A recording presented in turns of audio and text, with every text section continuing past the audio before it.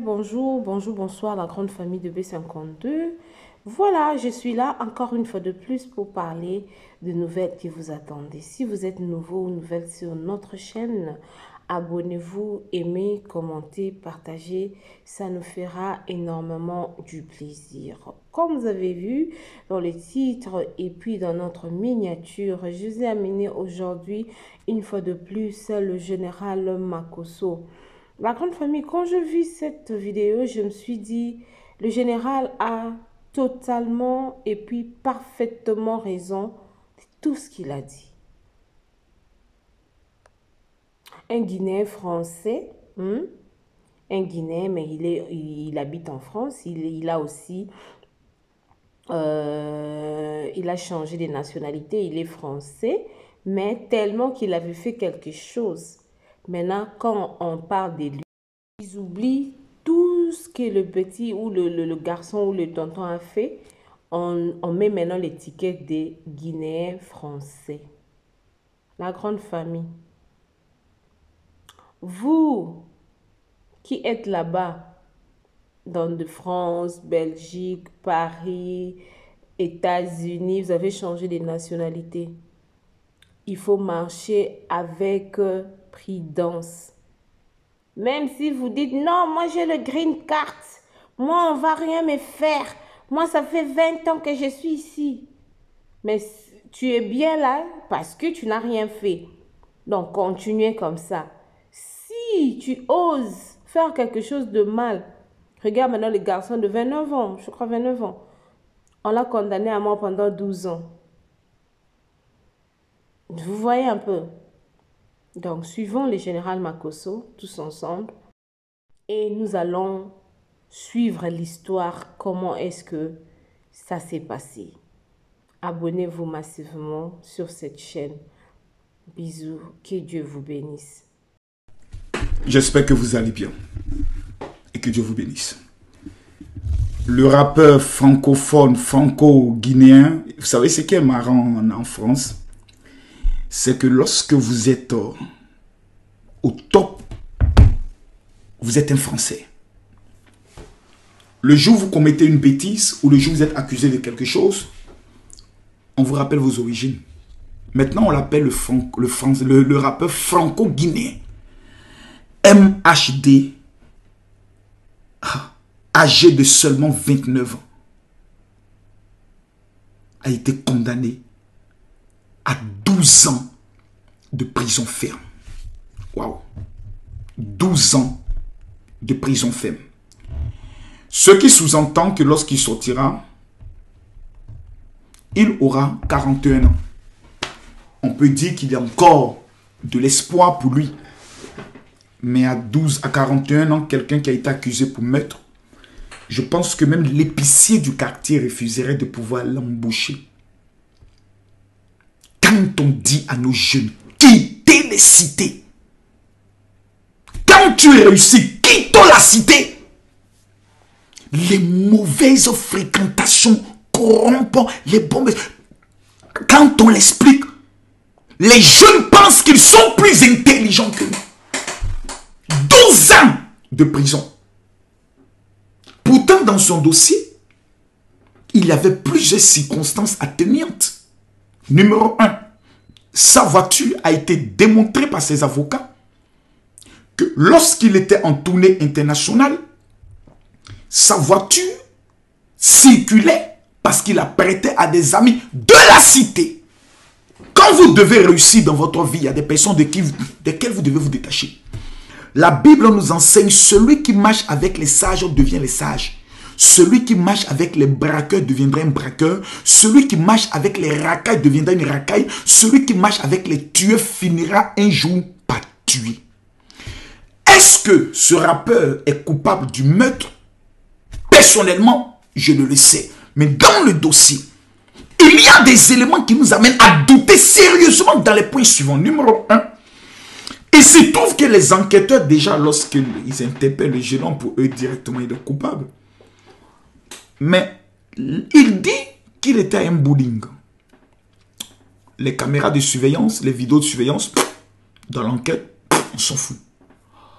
Il démontre qu'après, il est allé à une épicerie pour acheter quelque chose. La moindre des choses, c'est de demander les caméras de surveillance. Oh, c'est ça le malheur d'être un noir. Il y a un autre qui a fait un accident, j'oublie, qui a eu à tuer quelqu'un. J'oublie le nom peut-être va venir dans les commentaires. Et qui était sous l'effet de la drogue. Je pense que ça doit être un comédien, c'est pas un gars de spectacle, quelque chose comme ceci. Il passe beaucoup sur les télés. Sur tous les plateaux télé, on a envoyé des hommes politiques, on a envoyé des hommes de médias venir convaincre l'opinion publique que du fait qu'il a tué en étant drogué au volant, c'est parce que tout simplement il est malade. On doit le soigner. Oh, il est malade. Vous comprenez? Parce qu'il est blanc. Et parce qu'il fait partie de la classe sociale.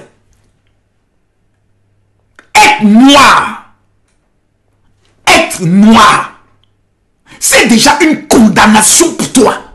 Du simple fait que tu es noir, tu es déjà présumé coupable. En plus, quand on sait que tu es un jeune homme de la cité, c'est pour ça qu'il faut faire très attention. Très attention. On peut tuer un jeune de la cité. Et on peut démontrer par A plus B que le policier était en légitime défense. Vous ne connaissez pas ce qu'on appelle la vie. Voici quelqu'un qui s'est permis de garder. Karim Benzema n'a plus eu la chance d'évoluer en équipe nationale de France parce qu'il fréquentait des personnes à la moralité douteuse. Le Grand Booba, rappeur international, il chante le 92, le 9-2, 9-2. Vous le voyez vivre dans le 92, il y a longtemps ça. Ça c'est longtemps. Quand on réussit, en fréquentant les hommes de son milieu, Paul Pogba, aujourd'hui a sa carrière pratiquement ruinée. Pourquoi? Les gens avec qui il a grandi, les amis d'enfance, qui lui ont fait le chantage, son propre frère, qui lui a fait le chantage. Mes amis, dans l'art de la réussite, faites très attention avec qui vous marchez. Vous pouvez aller avec un ami dans un endroit, il décide de sortir avec une jeune fille de 16 ans. Vous êtes assis juste à côté, vous êtes complice de viol. Pourquoi? Tu diras, c'est mon ami. L'amitié n'existe pas dans un monde de loups. Aujourd'hui, j'ai très mal pour ce jeune rappeur. Un jeune rappeur talentueux. Un jeune rappeur qui avait de l'avenir devant lui. Mais un jeune rappeur qui n'avait pas compris que lorsque tu montes dans le succès, tu dois savoir te faire encadrer. Non seulement sur le plan mental, non seulement sur le plan comportemental et non seulement sur le plan de l'image. Quitter sa cité ne veut pas dire trahir ses amis. Ça veut dire que nous ne sommes plus dans la même vision. Parce que l'amitié n'existe pas. Quand j'étais dans le ventre de ma mère, j'étais seul. Je suis venu au monde seul. Aujourd'hui, c'est seul qui fera sa prison. C'est seul qui prendra le soin de pleurer. Que deviendra sa famille? Ces centaines de personnes qui nourrissaient grâce à son talent. Mesdames, mesdemoiselles et messieurs, l'histoire de ce rappeur doit nous servir à tous ces jeunes des cités de leçons. Quand vous voulez réussir, fuyez la cité. Car si vous ne fuyez pas la cité vous dévorera. J'aimerais inviter tous ces jeunes Africains qui sont sur le territoire français et le dire. C'est vrai, tu peux grandir dans une cité, mais tu peux finir en tant que multimillionnaire. Tu peux grandir dans une cité, marcher avec des personnes qui sont considérées comme étant des voyous, mais tu peux marquer ta génération. La première clé qu'un jeune doit comprendre, c'est qu'il doit mettre sa vie en règle avec Dieu. Le cas de ce qui se passe avec ce rappeur, vous allez fouiller dans le plus profond des choses et vous allez découvrir que l'acte de la sorcellerie de sa famille a frappé ce jeune homme. Ma grande prière aujourd'hui est d'avoir l'opportunité de rencontrer ce jeune. Je veux le rencontrer. Si ses parents me donnent l'opportunité de le rencontrer, je veux le rencontrer. Parce que ce jeune homme, l'espoir n'est pas fini. Je demande à ses avocats de se battre. Je demande à toute sa communauté de se battre. Je demande aux uns et aux autres de faire des prières pour ce jeune homme. Parce que quand vous regardez le visage de ce jeune homme, je ne pense pas qu'il a l'âme d'un tueur. Je pense qu'il a l'âme de quelqu'un de trop généreux et de quelqu'un de très naïf qui fait facilement confiance. Le 1er octobre, à partir de 10 h, 14 rue de la Pointe Noisy-le-Sec. Je répète l'adresse, 14 rue de la Pointe Noisy-le-Sec. J'invite tous les parents qui aiment leurs enfants à venir avec leurs enfants. Nous sommes dans un monde où nous ne savons pas qu'est-ce qui court derrière notre enfant. Qu'est-ce qui travaille contre nos enfants. Je vais vous remettre quelque chose d'assez important à tous ces jeunes, à toutes ces familles, cet activateur. Voici l'un des éléments que les Juifs utilisent dans le but de dominer dans les finances dans toutes les nations où ils passent. Je vous le remettrai gratuitement le dimanche 1er octobre à partir de 10 h à l'espace Noisy-le-Sec 14